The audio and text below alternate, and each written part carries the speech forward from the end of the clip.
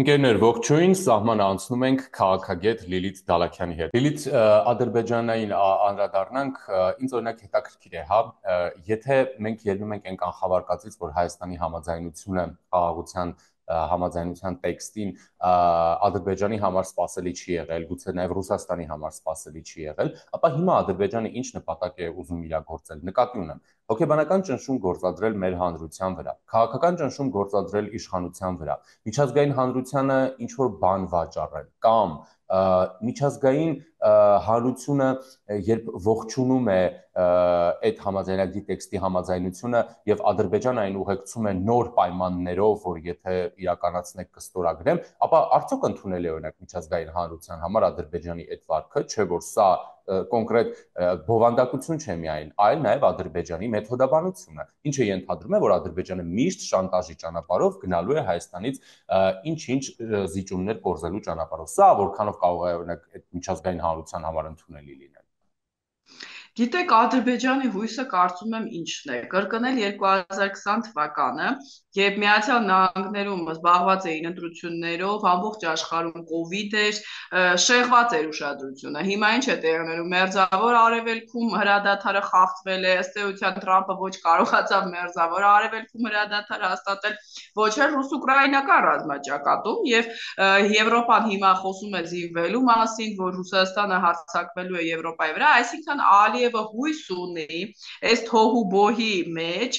ինչ որ շագանակներ, այսպես ասած, իր ձեռքով կրակից հանել։ Իմ կարծիքը դա է, որ ինչ որ X պահի, բայց իհարկե ես դա այդքան օգտակար չեմ համարում Ադրբեջանը, որտեղ չես կարող ասել ինչ կլինի։ Հայաստանի դիվանագիտության խնդիրը որն է, մշտապես տաք պահել այս թեման մեր միջազգային գործընկերների համար, ամեն բառից ներողություն կախվել։ Տրամփը ինչ որ բան է ասել 6 տարի առաջ, ասել պարոն Տրամփը, խնդրում եմ ցույց տվեք մեզ ձեր առաջարկը։ Վոլսը ինչ որ բան ասեց, մի նախադասություն թեկուզ կամ Ռուբիոն անընդհատ փորձել մեր դեսպանի միջոցով, մեր լոբինգի միջոցով նրանց ուշադրությունը այստեղ պահել, որովհետև հենց Ադրբեջանի Ռուսաստանի հույսն էլ այն է, որ աշխարհը հիմա այնքան զբաղված է իր խնդիրներով, որ այստեղ ինչ որ մի հատ սահմանային էսկալացիա, դա կարող է լայնածավալ պատերազմ չլինի։ Ես չեմ էլ կարծում, որ Ադրբեջանը կգնա լայնածավալ պատերազմի։ Ադրբեջանին պետք է Սյունիքում կոնկրետ էսկալացիա, կոնկրետ հատվածի, կոնկրետ ճանապարհի վրա, որ Հայաստանը այլ ճանապարհ չունենա, քան համաձայնվել, գնալ Եռակոմ համաձայնության 9-րդ կետի կատարմանը։ Վտանգը այստեղ է, Սյունիքի վրա հարձակումը, այս օրագետները միշտ դրա մեզ վրա մի գցեք։ Ուրեմն իրենք տեղեկություններ ունեն, որ հնարավոր է իրավիճակ, որ այդ ճանապարհը վերցնեն, հետո ասել դուք եք մեղավոր, հետեղ իրանք է կշահեն, որպես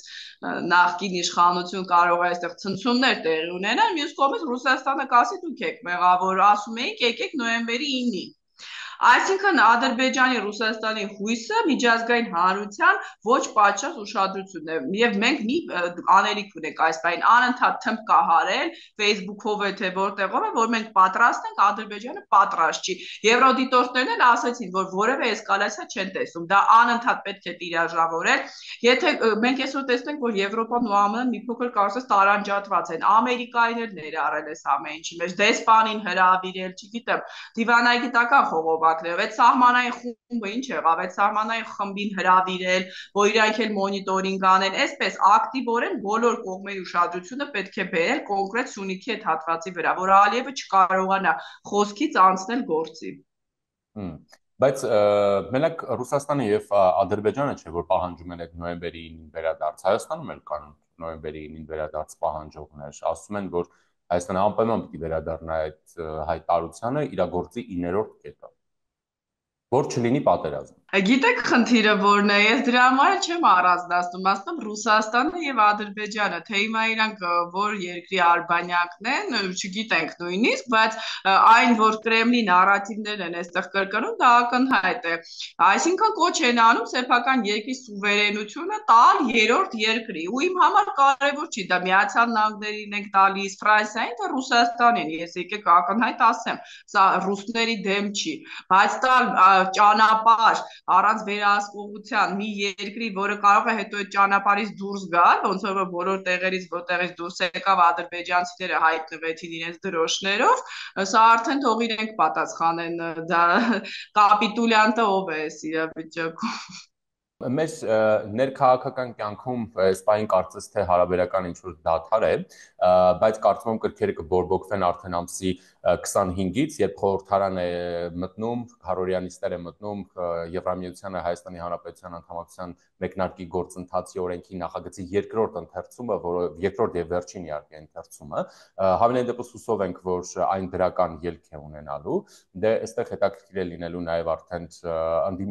ընդդիմությունը ինչպիսի հայտարարություններով է հանդես գալու, ռուսական կողմը ինչպիսի հայտարարություններով է հանդես գալու։ Դուք ինչ եք կարծում, եվրոպական Հայաստանի հնարավոր մերձեցումը այնքանով, որքանով Եվրոպական միության հետ տեղում մեր անվտանգային իրավիճակի վրա ազդեցություն կարող է ունենալ։ Նախ մենք նշեցինք, որ դա բարդ երկար ճանապարհ է լինելու, այսինքն այստեղ մենք չենք ասում եւ դրա վրա էլ խաղում են հակաեվրոպական ուժերը, այսպես ասեմ, որ մեզ ոչ մեկ չի սպասում, դա սպասելու հարց չի, կա գործընթաց։ Ամեն երկիր իրավունք ունի, ինչպես ՆԱՏՕ-ի անդամակցություն, դիմել անդամակցության վերաբերյալ, ինչ որ պահանջներին համապատասխանելու դեպքում անդամակցում է կամ ոչ։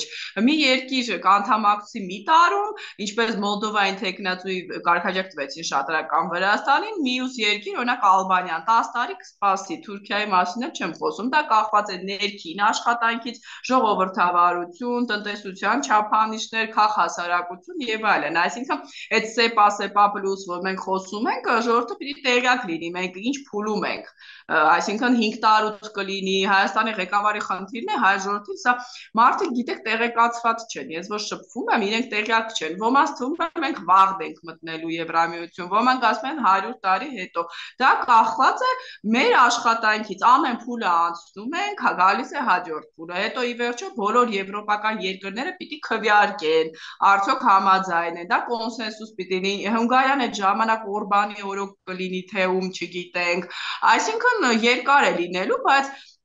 այլ ճանապարհ քան ունենալ որակյալ տնտեսություն, իմ կարծիքով մենք չունենք, այսինքն ո՞րն է մեր խնդիրը, մեզ անդադ ասում են մեր չափանիշները չի անպատասխանում, չի անպատասխանում, համապատասխանեցրեք, այսինքն մենք ինչա կոպիտ ասած վատ ապրանքն ենք ուզում, կարա լինի լավ ապրանքը, կարող է լինի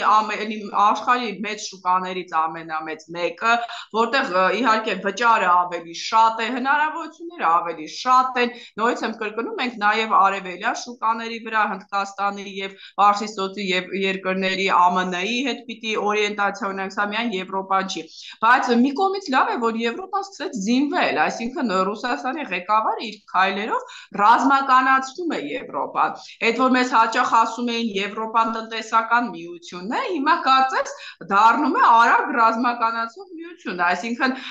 սա արդեն Ալիևի համարել է խնդիր, չէ, հատկապես օրինակ Ֆրանսիայի դերի բարձրացումը, այդ որ տենց Կալեդոնիայում ինքնորոշում էին պաշտպանում, հիմա հաստատ իրենց դուրս չի գալի, մանավանդ Թուրքիան էլ կարծես ուզում է միանալ, չէ, այս ամեն ինչին ռազմական առումով, այսինքն մեզ համար սա շատ լավ է ունենալ Եվրոպա, որը անատամ չի,